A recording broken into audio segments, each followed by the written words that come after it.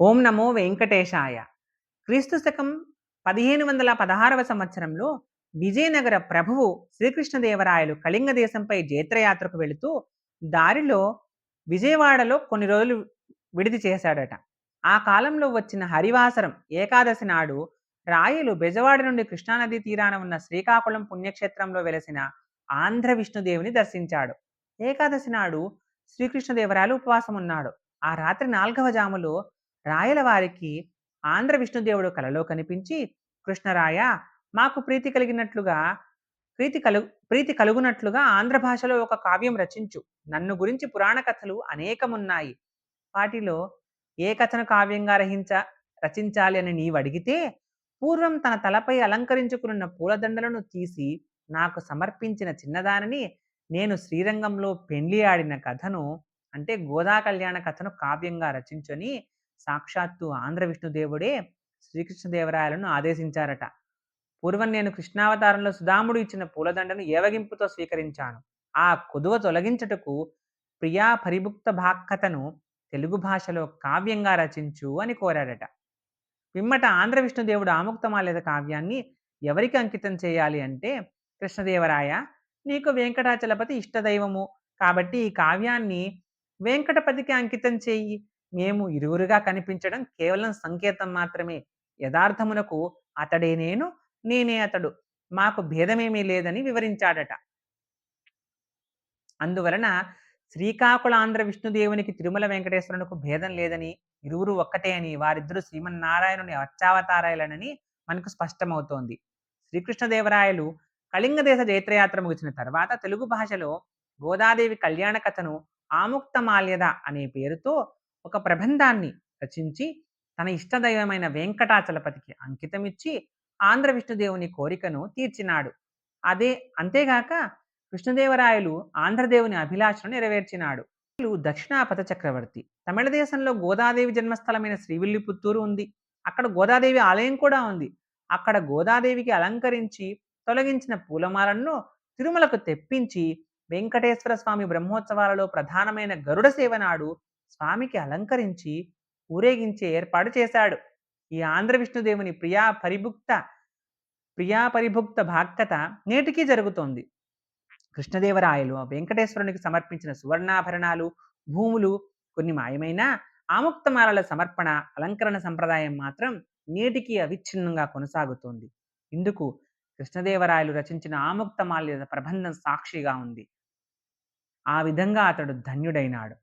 రాష్ట్ర ప్రభుత్వం తరపున ముఖ్యమంత్రి సమర్పించిన నూతన పట్టు వస్త్రాలను గరుడ సేవ నాడు స్వామివారికి అలంకరిస్తారు. అంతేకాకుండా చెన్నపట్టణం మిరాశిదారులు సమర్పించిన కొత్త గొడుగులతో గరుడోత్సవం కడువైభవంగా జరుగుతుంది. గోదా సమర్పిత సువాసిత పుష్పమాలాం లక్ష్మీహార మణిభూషిత సహస్రనామ్నాం మాలాం విధార్య గరుడోపరి సన్నివిష్ట శ్రీవేంకటాద్రి నిలయో జయతి ప్రసన్న. గోదాదేవి సమర్పించిన ఆముక్త పుష్పమాలను, లక్ష్మీహారాన్ని, సహస్రనామహారాన్ని ధరించి గరుడ వాహనంపై ఆసీనుడైన వెంకటాద్రి విపుడు ప్రసన్నుడై వర్ధిల్లుతున్నాడు. ప్రతి సంవత్సరం గరుడోత్సవం నాడు చెన్నపట్టణంలోని తిరుపతి ఆంబ్రెల్లా చారిటీస్ వారు, ప్రస్తుతం హిందూ ధర్మార్థ సమితి, వెంకటేశ్వర స్వామి వారికి 9 గొడుగులను, 6 పెద్ద గొడుగులు, 3 చిన్న గొడుగులు నూతనంగా తయారు చేసి పూజలు చేసి చెన్నై నుండి ఊరేగింపుగా కాలినడకన తిరుమలకు తీసుకువచ్చి భక్తి శ్రద్ధలతో సమర్పిస్తారట.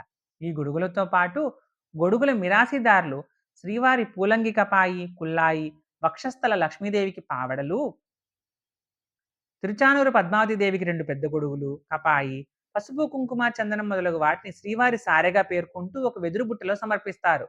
కొత్త గొడుగులను, సారెపెట్టెను దేవస్థానం అధికారులు మిరాసిదారులకు అన్ని మర్యాదలు జరిపిన తర్వాత స్వీకరిస్తారు. ఈ విధంగా శ్రీ వెంకటేశ్వర స్వామి గరుడోత్సవం విశిష్టమైన విలువైన అలంకారాలతో, నూతన పట్టు వస్త్రాలతో, కొత్త గొడుగులతో అంగరంగ వైభవంగా కన్నుల పండుగగా జరుగుతుంది. ఈ గరుడోత్సవ వైభవాన్ని అన్నమాచార్యులు వారు ఈ విధంగా వర్ణించారు. చెల్లించి గరుడునిపై నీ ఉబ్బున నెక్క, బంగారు గరుడునిపై నీవు వీధులేగా, చెంగట శ్రీవెంకటేశ్వర సిరులు మూగే, సంగతి నలమేల్మంగ సంతసాన విర్రవీగే, పొంగారు దేవదుందుబులు పైపై వాగే అని వర్ణించినాడు. ఇటు గరుడుని నీవెక్కినను పటపట దిక్కులు బగ్గున పగిలే అని వర్ణిస్తూ శ్రీ వెంకటేశ్వరుని మహిమను అన్నమయ్య వేనోళ్ల కీర్తించినాడు. గరుడోత్సవంలో మలయప్ప స్వామి ఒక్కడే చివురు చొట్లపుదోయి జందమ్ములను దార్క్షు హస్తోదరముల దివ్యాంఘ్రలమర వెంకట విష్ణుమూర్తి గరుడుని చిగుళ్ల పొట్లాల వంటి రెండు అరచేతులలో ఎర్ర తామరల వలె ఉన్న తన రెండు పాదాలను పెట్టి వైభవాన్ని ఒలకబోస్తూ దర్జాగా కూర్చొని ఉంటాడు. ఇక్కడ గరుడుని రెండు అరచేతులు చిగుళ్ళ పొట్లాల్లా ఉంటాయట ఈ విధంగా. ఆ విధంగా ఉన్నటువంటి ఆ అరచేతుల్లో స్వామివారి పాదాలు ఎర్ర తామరల్లాగా ఉంటాయి. ఆ ఎర్ర తామరలా ఉన్న పాదాలను పెట్టి స్వామివారు కూర్చుంటారు గరుడ వాహనం పైన. ఇట్లుండుట తన రెండు పాదాలే భక్తులకు ఉపాయాలు, ఉపేయాలని సూచిస్తున్నారు స్వామివారు. ఇదే ద్వయమంత్ర సారము. ఈ విధంగా గరుడ సేవ ద్వయమంత్రానికి ప్రతీకగా ఉంది. గరుడ వాహనారూఢుడైన విష్ణుదేవుని దర్శించి మైమరచి పెరియాళ్వారు విష్ణు చిత్తుడు పల్లాండు పల్లాండు అంటూ మంగళాశాసనం చేశాడు. గరుడగమన రారా నన్ను కరుణ నేలుకోరా అంటూ రామదాసు స్వామివారిని ప్రార్థించాడు. దాసవర్గములకెల్లా దరిదాపు మీరే కాన వాసికి నెక్కించరాదా వసుధలో మమ్మును ఆయితమై గరుడుండ అట్టే మీరు చేయరాదా ఏయడ విన్నపము మాకేమి వలసినాను అని అన్నమాచార్యులు తన కొరకు మన కొరకు కూడా వెంకటేశ్వర స్వామికి విన్నపం చేయమని గరుడునికి చెప్తున్నాడు. గరుడునికి విన్నపం చేస్తున్నాడు. ఇది వెంకటేశ్వర స్వామి వారి గరుడ సేవ వైభవం. వెంకటేశ్వర స్వామి భక్తులారా, సర్వకాల సర్వావస్థల యందు మీ రక్షణకై శంఖచక్రాది ఆయుధాలను ధరించి గరుడుని అధిరోహించి సంసిద్ధుడనై నేను నేను ఉంటాను, నన్ను శరణు వేడండి, నా పాదాలను ఆశ్రయించండి, రక్షణ భారం నాకు వదిలేయండి, మిమ్మల్ని తప్పకుండా రక్షిస్తాను అని స్వామివారు ఉపదేశిస్తున్నట్టు ఉంటుంది ఈ గరుడ వాహన సేవ. ఓం నమో వెంకటేశాయ.